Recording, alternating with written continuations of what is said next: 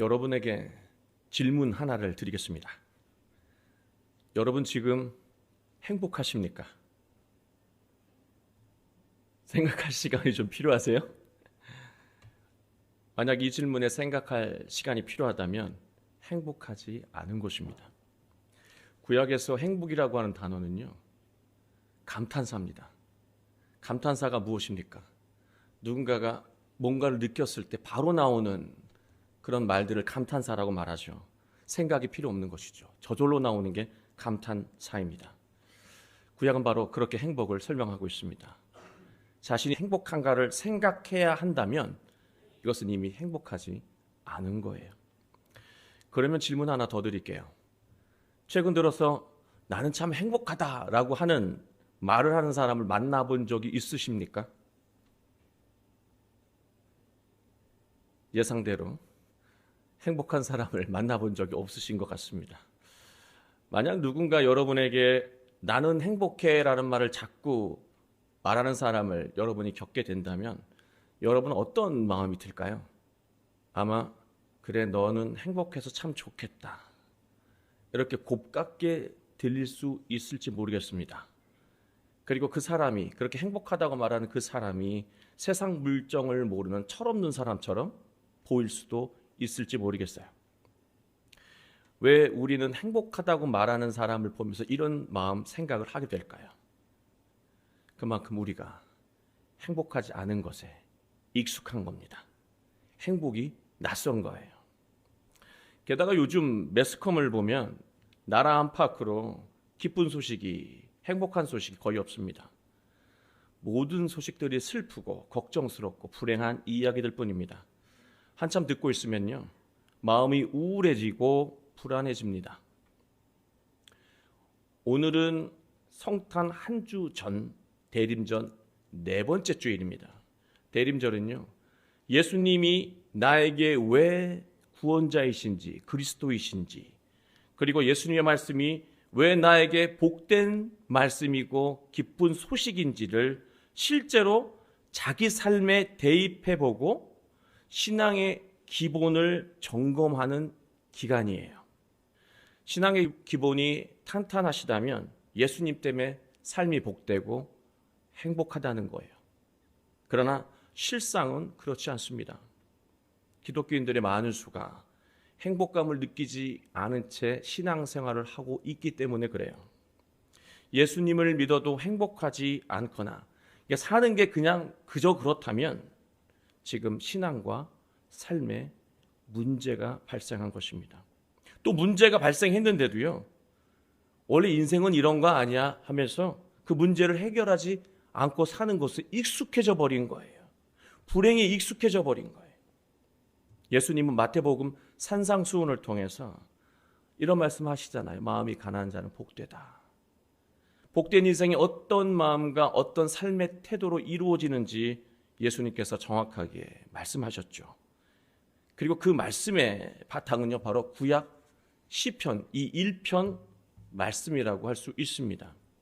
오늘 말씀을 통해서 왜 예수님이 나에게 구원자이시고 왜 예수님의 말씀이 나에게 복된 말씀인지 실제로 자기 삶에 대입하면서 참된 기쁨과 행복을 찾으시길 주님의 이름으로 축원합니다.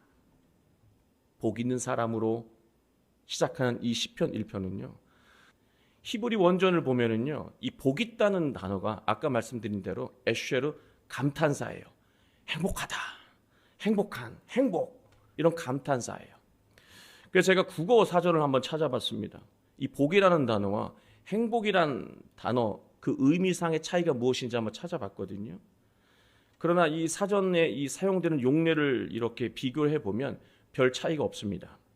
단지 행복이라는 단어가 복이라는 단어보다 오늘날 우리에게 더 익숙한 표현일 뿐인 거예요. 그 의미적으로는 거의 비슷하게 사용되고 있다는 것입니다. 성경에서 말하는 복이 있다, 시편에서 에쉐르, 그리고 예수님이 말씀하신 마카리오스, 분명 이 복이라고 하는 단어 심오한 뜻이 있지만 제가 오늘 설교할 때는 복과 행복이라는 단어를 한 의미로 같이 섞어서 사용하도록 하겠습니다. 오늘 말씀 1절부터 6절까지의 내용을 보면은요, 시편 기자는 그 행복에 대해서 독특한 관점을 가지고 있습니다. 이게 중요한 거예요. 독특한 관점으로 복 있는 사람을 설명하고 있다라고 하는 거예요.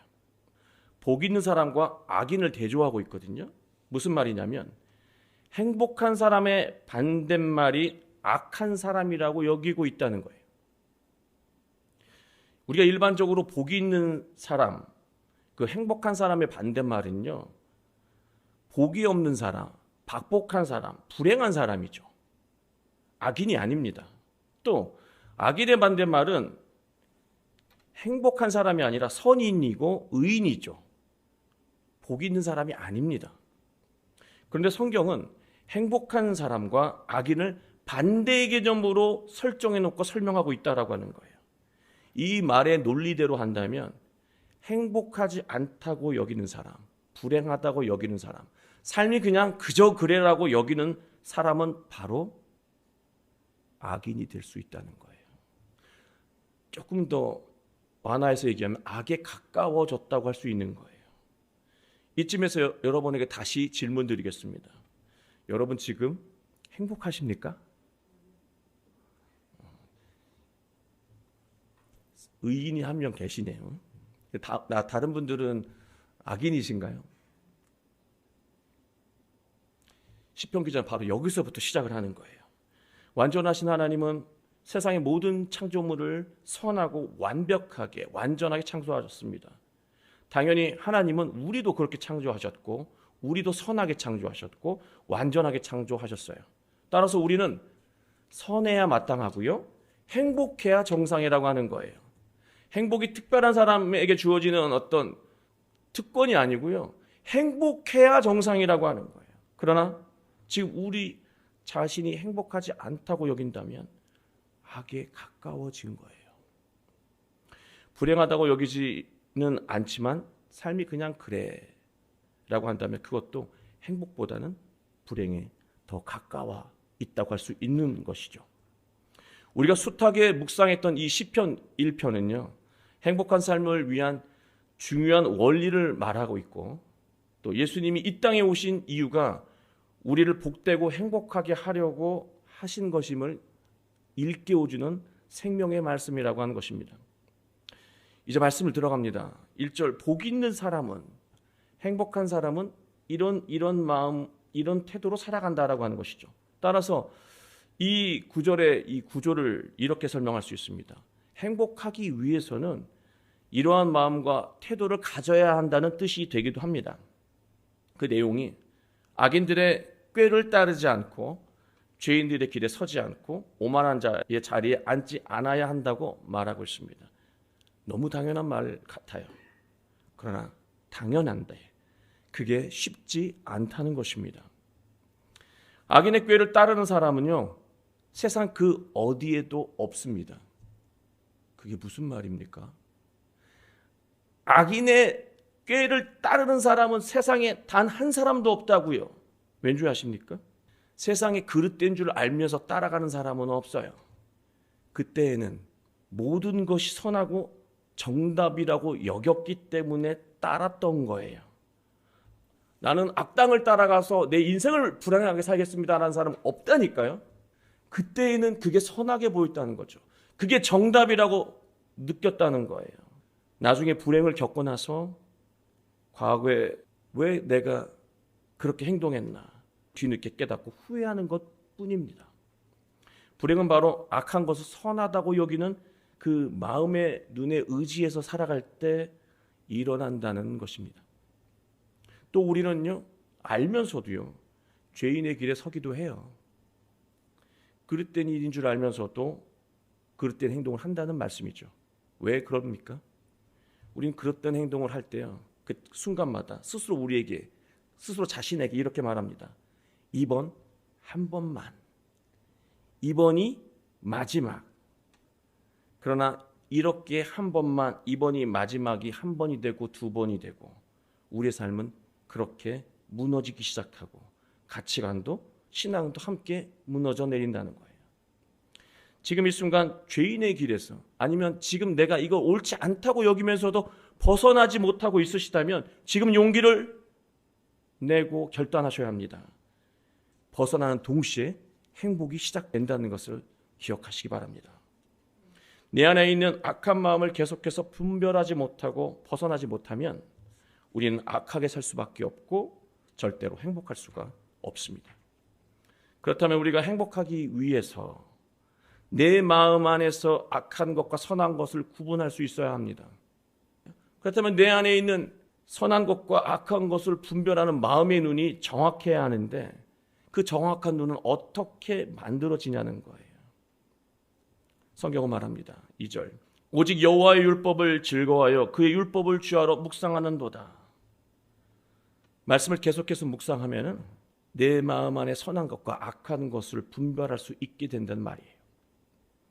내면에 새겨진 말씀, 내면화된 말씀이 나를 선한 길로 이끌어간다는 것이죠.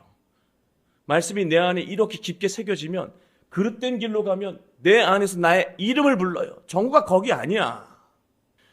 그 음성에 따라 선한 길을 걸어갈 때 우리는 하나님이 주신 행복을 누리게 된다는 말씀입니다. 그러나 문제가 있습니다. 말씀을 주야로 묵상하는 것이 쉽지는 않지만 그걸 해야 한다면 할 수 있어요. 마음대로 할 수 없는 게 있습니다. 즐거워하며 묵상하는 거예요. 그게 안 돼요. 억지로 하면 아무 소용이 없어요. 왠지 아십니까? 억지로 말씀 묵상하면 내면화되지가 않아요. 새겨지지가 않는다는 것이죠. 말씀을 즐겁게 느끼는 것은 결코 쉽지 않습니다. 제 친구 중에 천부적으로 운동을 못하는 친구가 있어요. 하나님의 특별한 뜻이 아니고서는 그렇게 운동을 못할 수가 없어요. 본인도 운동하는 것이 참 싫다고 자주 말하는 친구였습니다. 근데 어느 날 그 친구에게 제가 이런 질문을 했어요. 친구야, 운동하는 게 싫어서 못하는 거냐, 못해서 싫은 거냐? 친구는 피식 한번 웃으면서 이렇게 저에게 대답했습니다. 싫어서 못하겠냐? 못하니까 하기 싫은 거지. 그런데 그 친구가요, 천부적으로 운동을 못하는 그 친구가 요즘 골프 선수처럼 골프를 친대요. 바이오와 이렇게 자주 골프를 치다 보니까 선수처럼 잘 치게 된 거예요. 또 잘 치니까 또 연습을 해요. 즐거워하면서. 더 잘 쳐요. 그렇습니다. 본능적인 행동 빼놓고는요, 세상에 단 한 번만에 잘하고 즐거워지는 건 있을 수가 없어요. 성경을 묵상하는 것도 마찬가지입니다. 맨 처음엔 괴롭죠. 지루하죠. 견디기 힘듭니다. 무슨 말인지 모를 수도 있고요. 어려울 수도 있습니다. 그러나 믿음을 가지고 규칙적으로 읽고 묵상하고 또 묵상한 대로 살아보려고 노력한다면, 그러한 삶을 반복한다면 우리 안에는 그만큼 영적인 힘이 생기기 시작하고요. 나중에는 말씀을 듣고 묵상하는 것이 기대되고 즐거워진다라고 하는 것이에요. 더 나아가서 그렇게 말씀에 순종하는 과정 속에서 답을 얻는 경험들을 해보잖아요. 그런 경험들이 쌓이기 시작하면은요, 말씀이 이끄는 신앙의 자리, 삶의 자리로 가는 것이 두렵지 않고 머뭇거리지 않게 된다는 거예요. 그런 삶에서 바로 참된 행복을 경험하게 되는 것입니다. 우리는 모두 성공적인 인생을 살고 싶고 인생의 열매를 맺고 싶죠. 그러나 중요한 것은요, 열매라고 하는 것은 때가 있다는 거예요. 철이 되어야 맺힌다는 거예요. 어떻게 씨를 심었는데 바로 열매를 맺습니까? 어떻게 한 번 말씀을 묵상했는데 바로 말씀의 능력을 경험하겠습니까? 끊임없이 내재하고 또 마음에 새기고 그게 무르익어서 때가 됐을 때 놀라운 능력으로 그 삶에서 표출된다는 하는 거예요. 열매는 적당한 때가 되어야 맺힌다는 사실입니다. 바로 최적의 순간에 인생의 열매가 맺히게 되는데요. 그 최적의 순간은 하나님만 아신다는 거예요. 그리고 하나님이 이루신다는 것입니다. 3절 말씀, 그는 시냇가에 심은 나무가 철을 따라 열매를 맺으며 그 잎사이가 마르지 아니함 같으니 그가 하는 모든 일이 다 형통하리로다. 하나님의 말씀과 예수님을 통해서 이러한 인생의 원리, 세상의 원리를 깨닫게 되면 우리는 조금도 조급하지 않고 불안해하지도 않게 된다는 것이죠. 믿음으로 인내하며 기다릴 수 있게 되는 것입니다. 우리가 불행해지는 이유가 무엇인지 아십니까? 하나님의 때를 기다리는 게 아니라요, 내가 정한 때를 기다리기 때문에 그래요. 내가 정한 때에 이루어지지 않기 때문에 초조하고 불안하고 불행한 거예요. 하나님이 공급해 주시는 영적인 양식을 계속해서 끊임없이 공급받는 자는, 또 그런 자가 때를 기다리면요, 반드시 형통한 삶이 이루어진다는 것입니다. 반드시 열매를 맺게 된다라고 하는 거예요. 행복해진다는 거예요. 복이 있다라고 하는 거예요. 그런데 또 믿음 안에서 인내하며 기다려도요, 일이 잘 되지 않을 때가 있어요. 분명 있습니다. 5절 볼까요? 악인들은 심판을 견디지 못한다. 전 이 말씀을 묵상하면서 많은 것을 깨달았습니다. 악인들은 심판을 견디지 못한다는 말을 들으면, 악인들은 견딜 수 없는 심판을 받으면서 죽는구나, 그렇게 생각할 수 있는데요, 이 말은요, 복 있는 사람에게도 심판은 똑같이 오는데, 복 있는 사람, 행복한 사람, 그 심판을 견딘다는 말이에요. 기독교인이면 정말 심판받는 것 같은 고통 안 겪으십니까? 똑같이 겪는다니까요. 그런데 악인은요, 불행한 사람은요, 하나님의 울타리에서 이탈한 사람은요, 못 견딘다는 거예요.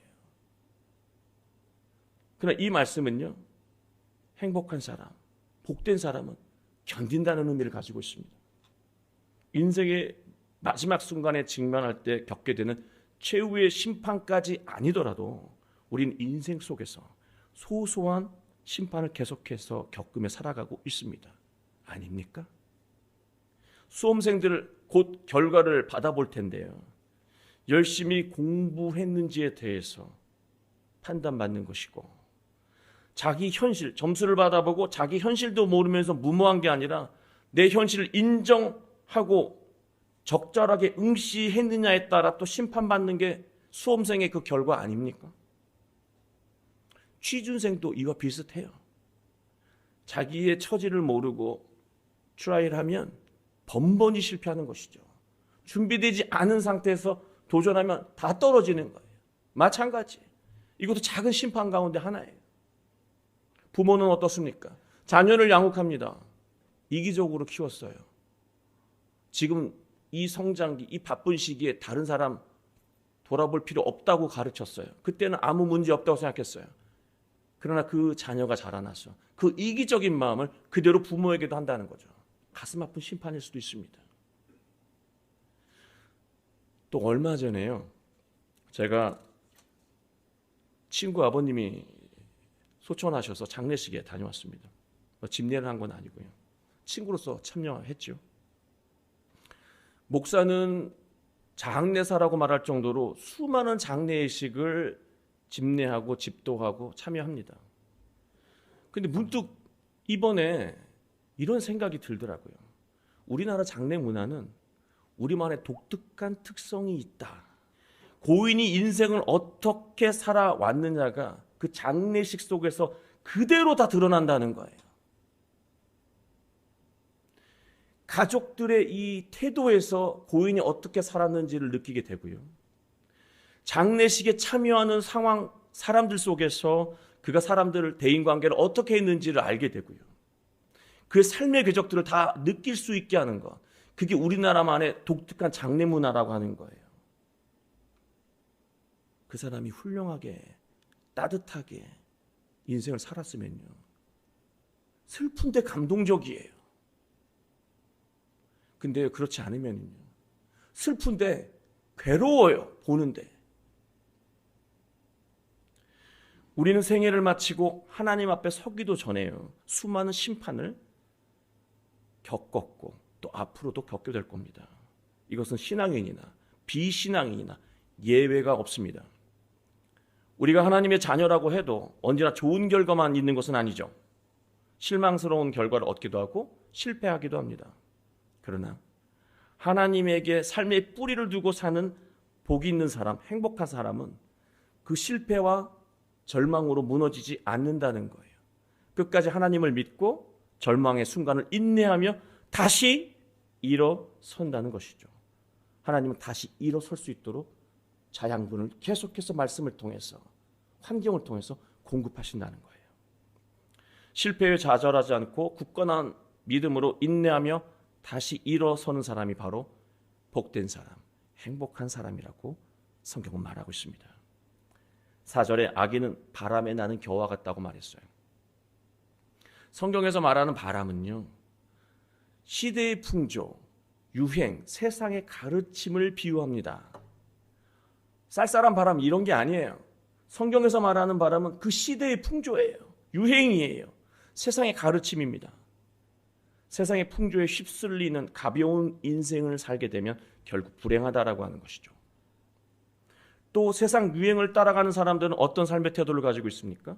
세상의 모든 포커스가 맞춰져 있어요. 다르게 말하면 세상 사람들의 시선이 더 중요한 거예요. 나를 어떻게 볼까? 내가 어떻게 평가받는가? 그게 너무 중요해요. 그래서 자연스럽게 위선하게 되고 자기 분수에 넘치는 상황에 안 맞는 인생을 살게 되는 것이죠. 불행할 수밖에 없어요. 고단할 수밖에 없고 행복할 수가 없는 거예요. 그게 바로 바람에 나는 겨와 같은 인생을 살고 있는 사람이에요.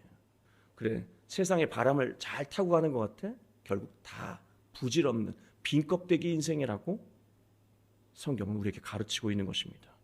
마지막 6절 그리고 5절 말미에 의인이란 말이 나오잖아요. 드디어 나옵니다. 무릇 의인들의 길은 여호와께서 인정하시나 악인들의 길은 망하리로다. 의인은요, 복 있는 사람이고 행복한 사람 아닙니까? 어떤 사람인가?